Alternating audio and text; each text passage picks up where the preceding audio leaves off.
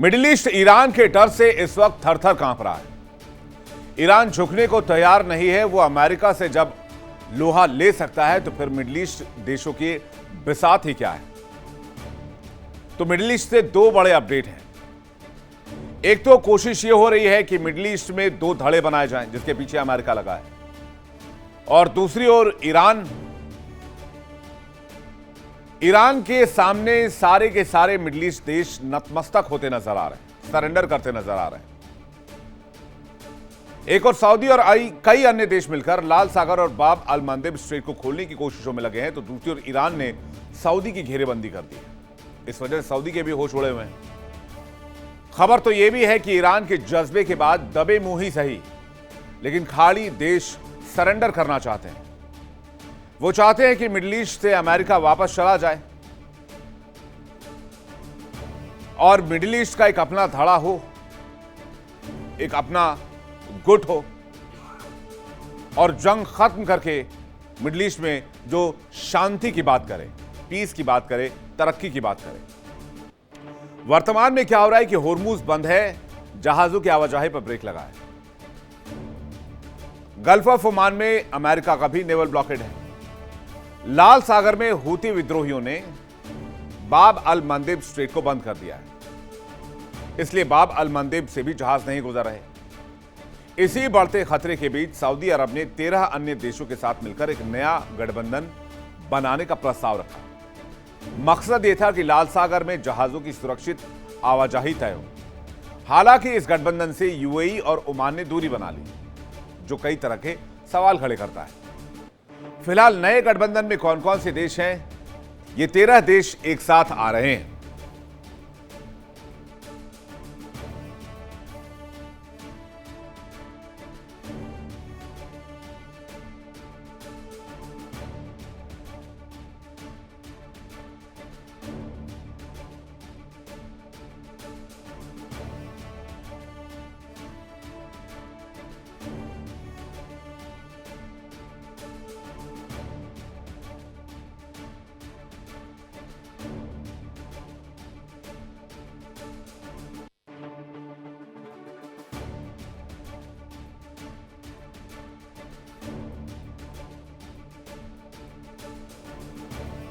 अब ये 13 देश एक साथ आ रहे हैं क्योंकि उनको बाब अल मंदेब स्ट्रेट से लाल सागर से व्यापार करना है, जहां जहाजों की आवाजाही बंद है क्योंकि हूतियों ने कब्जा कर रखा है।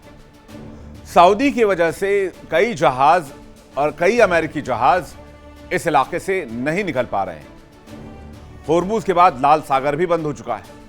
लाल सागर में कई जहाजों को हूती विद्रोहियों ने जला डाला है, फूंक दिया है, और कहा है कि सऊदी अरब अगर नहीं मानेगा तो हूती भी पीछे नहीं हटेंगे। अब समझिए कि बाब अल मंदेब अगर बंद है तो किस तरह से नुकसान हो रहा है। कच्चा तेल एलपीजी की सप्लाई बाधित है। खाड़ी देशों से यूरोप और अमेरिका तक जाने वाले तेल पर रोक लगी हुई है। रोजाना 40 से 50 लाख बैरल कच्चा तेल यहां से निकलता है। एशिया और यूरोप का व्यापार लगभग रुक सा गया है। दुनिया में लगभग 12 से 15% व्यापार यहीं से होता है। 30% कंटेनर ट्रैफिक मंदेब स्ट्रेट से, कैस्पियन सी से, मंदेब स्ट्रेट से, सुएज कनाल से निकलता है। जहाजों पर हमले की वजह से यह रास्ता अब खतरों से भरा हुआ है, और ऐसे में कोई भी व्यापारी इस इलाके से जाना नहीं चाहता, जिससे सामानों की सप्लाई बाधित हुई है, जिसमें इलेक्ट्रॉनिक्स है, गाड़ियां हैं, कपड़े हैं, खाद्यान्न है, मशीनरीज हैं। बाब अल मंदेब बंद होने की वजह से कई सामानों की आपूर्ति बाधित हो गई है, और इस एरिया को छोड़कर बाकी जहाज अब केप ऑफ गुड होप से होकर साउथ अफ्रीका का चक्कर काटते हुए लगभग डबल दूरी तय करके अपना सफर पूरा कर रहे हैं। यही वजह है कि सऊदी को नया गठबंधन बनाने को मजबूर होना पड़ा। अब जो नया गठबंधन बनाया जा रहा है वो बनेगा नहीं बनेगा इसकी भी गारंटी नहीं है, लेकिन वो करेगा क्या, प्रस्ताव क्या है, ये भी देख लीजिए। यहां पर युद्धपोत तैनात किए जाएंगे लाल सागर में, बाब अल मंदेब स्ट्रेट में। युद्धपोत यहां गश्त करेंगे और कमर्शियल शिप्स को सुरक्षा प्रदान करेंगे।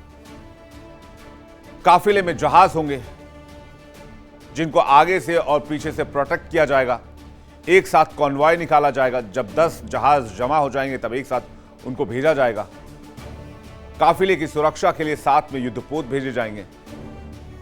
ड्रोन और मिसाइल रोकने की कोशिश है।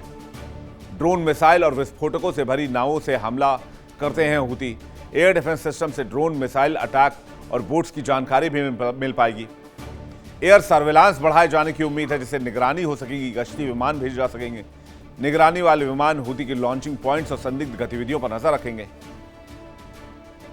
साझा खुफिया जानकारी यहां पर डाली जाएगी, एक दूसरे से शेयर करेंगे सीक्रेट जानकारी। हूती की ओर से आने वाले खतरे की पहले से चेतावनी मिल पाएगी।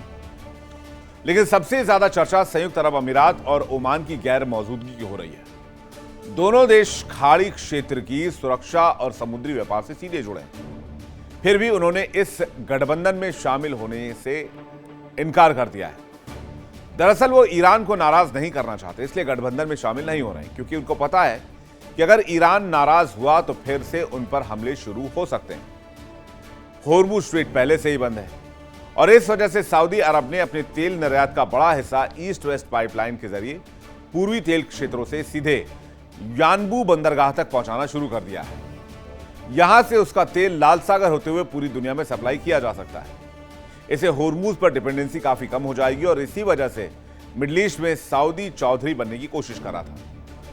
इस रणनीति पर भी संकट के बादल मंडरा गए हैं। यानबू से निकलने वाले जहाज को अरब सागर में जाने के लिए बाब अल मंदेब पार करना ही होगा। यहां यमन के पश्चिमी हिस्से पर कब्जा करने वाले हूती लगातार जहाजों को निशाना बना रहे हैं। यही वजह है कि सऊदी की वैकल्पिक आपूर्ति लाइन भी अब खतरे की जद में है और सऊदी अकेले इस काम में असक्षम साबित हो रहा है और इस वजह से वो इस गठबंधन का सहारा लेना चाहता है। इसमें सबसे दिलचस्प बात यह है कि इस रणनीतिक की चर्चा में यूरोपीय संघ का प्रतिनिधि मंडल भी मौजूद था, जबकि ईयू पहले से लाल सागर में अपने नौसैनिक मिशन के जरिए जहाजों की सुरक्षा कर रहा है, जिसमें फ्रांस और ब्रिटेन भी अपने युद्धपोत भेज चुके हैं। लेकिन उनके बावजूद हूती जहाजों पर अटैक कर, देखिए तस्वीर किस तरह से अलग अलग जगहों पर हमले हो रहे हैं, अलग अलग शिप्स को टारगेट किया जा रहा है और अब तो आसपास के इलाकों में भी, जैसे कि मिस्र में अटैक किया गया, जहां पर एक ग्रीस और एक अमेरिकन व्यापारिक शिप को निशाना बना गया, व्यापारिक जहाज को। तो क्या नया गठबंधन हमलों को रोकने में सक्षम होगा? क्योंकि जब दो बड़े देश हूती को नहीं रोक पाए तो क्या 13 देशों का एक खाड़ी देशों का समूह हूती को कंट्रोल कर पाएगा? और देखना यह भी होगा कि ईरान और हूती कैसे इस पर रिएक्ट करते हैं। वैसे साफ तौर पर आपको बताएं तो हूती नहीं मानने वाले और नहीं ईरान मानने वाला है, क्योंकि दोनों ही मिलकर मिडिल ईस्ट में गदर मचाने की तैयारी में है। सऊदी ये मानकर चल रहा था, इस प्लानिंग में था 13 देशों को एक साथ लाकर वो हूती के विरुद्ध एक मजबूत गठबंधन तैयार करेगा, जिससे उसको मिडिल ईस्ट में तेल के व्यापार में कोई दिक्कत नहीं आएगी। लेकिन ऐसा हुआ नहीं। जब तक खाड़ी में ईरान है, यानी ईरान के वजूद के रहने तक सऊदी इस इलाके में यह काम नहीं कर सकता। इसलिए ईरान ने सऊदी की चारों तरफ घेरेबंदी भी की हुई है। यही वजह है कि सऊदी सफोकेट कर रहा है, क्योंकि वो बिजनेस नहीं कर पा रहा है। इसी वजह से 13 देशों को साथ लाने की कोशिश है कि किसी तरह से सऊदी का व्यापार फिर से शुरू हो जाए। वैसे ईरान सीधे सऊदी पर अटैक नहीं कर रहा, लेकिन अपने प्रॉक्सी के जरिए सऊदी को घेर जरूर रहा है, चाहे वो इराकी मिलिशिया हो, पीएमएफ हो या यमन में हूती विद्रोही हो। ईरान ने अपने प्रॉक्सी संगठन के जरिए सऊदी अरब को चारों तरफ से पकड़ा हुआ है। सऊदी अगर इस ईरानी चक्रव्यूह को तोड़ने में कामयाब रहता है तो बल्ले बल्ले है, लेकिन अगर नाकाम रहता है तो उसकी अर्थव्यवस्था भी दांव पर लग सकती है। उसे अरबों डॉलर का नुकसान हो सकता है। यमन से लेकर इराक तक ईरानी प्रॉक्सी संगठनों ने सऊदी अरब की नींद उड़ा रखी है। समुद्री रास्ते बंद हैं, सऊदी अरब के तेल इंफ्रास्ट्रक्चर पर हमले हो रहे हैं। एक्सपर्ट्स का मानना है कि ईरान की सऊदी अरब के खिलाफ रणनीति काफी ज्यादा असरदार है। अब समझिए कैसे सऊदी अरब को ईरान ने चारों तरफ से दबोचा है। पूरब में स्ट्रेट ऑफ होर्मुज, यहां ईरान का दबदबा है। ईरान ने मार्च से ही होर्मुज स्ट्रेट को बंद रखा है और यह खाड़ी के तेल बेचने के लिए एक बहुत इंपॉर्टेंट रूट है। उत्तर में इराक और सीरिया है। ईरानी समर्थन मिलिशिया यहां पर भी सऊदी के खिलाफ है, जिसमें पीएमएफ है, कताइब है, हिजबुल्लाह सऊदी है, जो उत्तरी सीमा पर सक्रिय हैं। यह संगठन सऊदी अरब के तेल इंफ्रास्ट्रक्चर पर हमले करता है, मिसाइल और ड्रोन हमले भी कर सकता है, कुछ हमले हुए भी हैं। दक्षिण में यमन हूती विद्रोही मौजूद हैं। 20 जुलाई से बवाल मचा हुआ है। हूती ने सऊदी अरब की समुद्री नाकेबंदी कर रखी है क्योंकि सऊदी अरब के जहाजों को निशाना बनाया गया है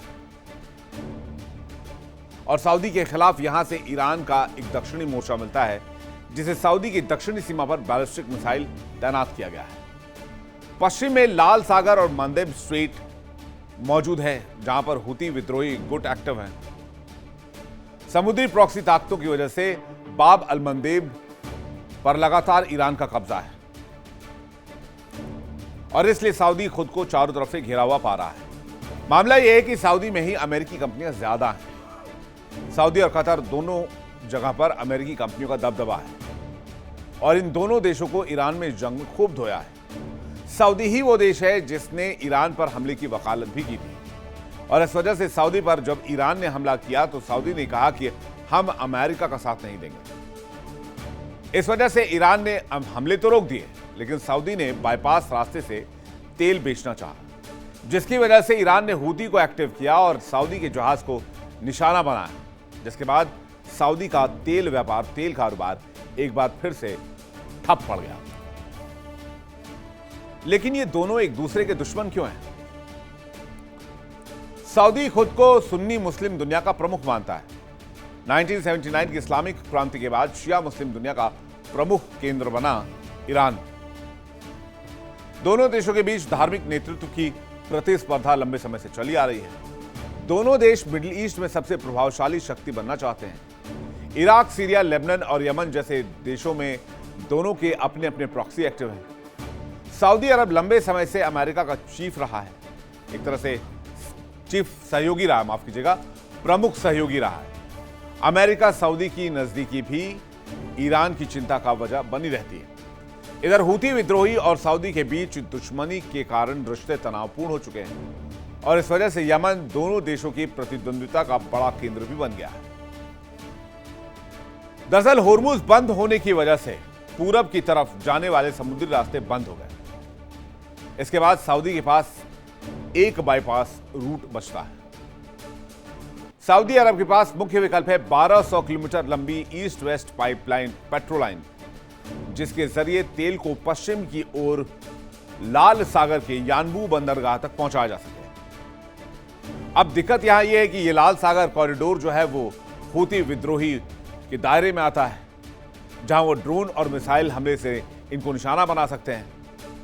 उधर यमन में भी हूती के खिलाफ जंग छेड़ दी है, सऊदी के साथ आने को तैयार है।